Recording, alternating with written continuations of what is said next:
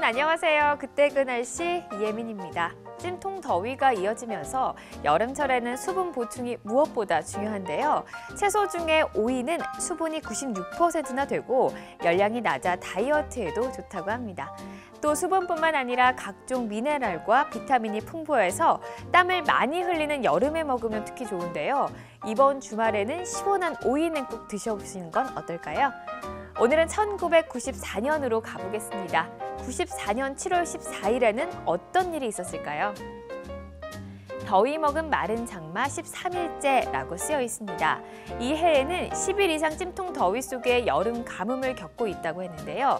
장마인데도 비가 내리지 않는 상황입니다. 기온마저 급상승해서 지난 12일 대구 낮 최고 기온이 17년 만에 최고치인 39.4도를 기록했다고 합니다. 40도에 육박한 기온을 나타냈는데 숫자만 봐도 얼마나 더웠는지 느껴지죠.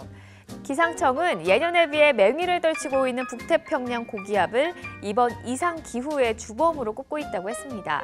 이해 북태평양 고기압 중심기압이 예년보다 세력이 무척 강하다는 건데요.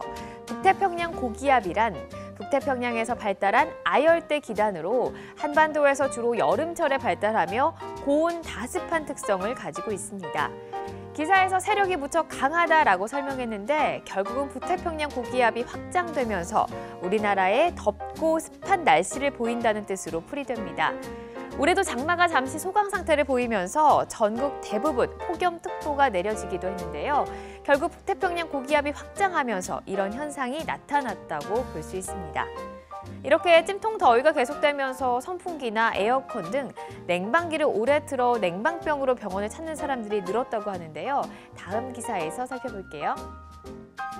네, 연일 가마솥 더위, 냉방병 등 속출이라고 쓰여 있습니다. 연일 계속되는 무더위로 설사나 구토 증세로 어린이들도 병원을 찾고 피부 이상 증세와 또 냉방병으로도 사람들이 병원을 찾고 있다고 합니다. 이 중에서도 여름철 가장 쉽게 걸릴 수 있는 게 냉방병인데요. 냉방병은 콧물이나 기침, 재채기, 코막힘 등의 증상이 나타나고 한 번 냉방병 증상이 나타나면 쉽게 호전되지 않는 게 특징입니다. 이런 냉방병을 예방하기 위해서는 실내와 실외 온도차가 5도를 넘지 않는 게 좋고요.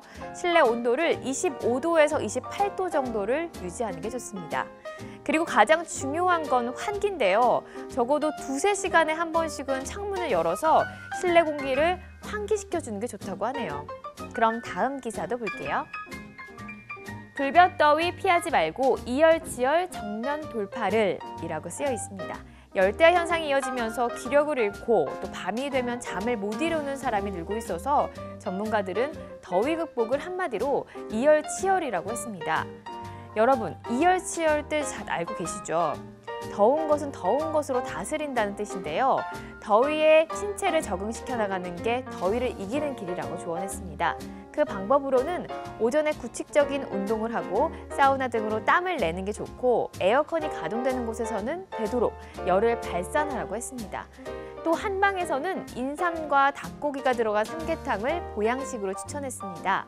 인삼과 닭고기가 더운 성질을 가지고 있어서 더위를 이기는 데 제격이라고 하네요. 네, 이 날씨가 더워지면서 입맛이 없으신 분도 많으실 것 같은데요. 이럴 때 비타민이 많은 제철 과일을 먹으면 입맛을 돋워줍니다. 특히 복숭아는 여름철 대표적인 과일로 베타카로틴이라는 성분이 많이 들어있어서 여름철 자외선으로부터 손상된 피부를 가꾸는 데 좋다고 합니다. 맛있는 제철 과일 드시고 건강한 여름 보내시기 바랍니다. 지금까지 그때 그 날씨 이예민이었습니다.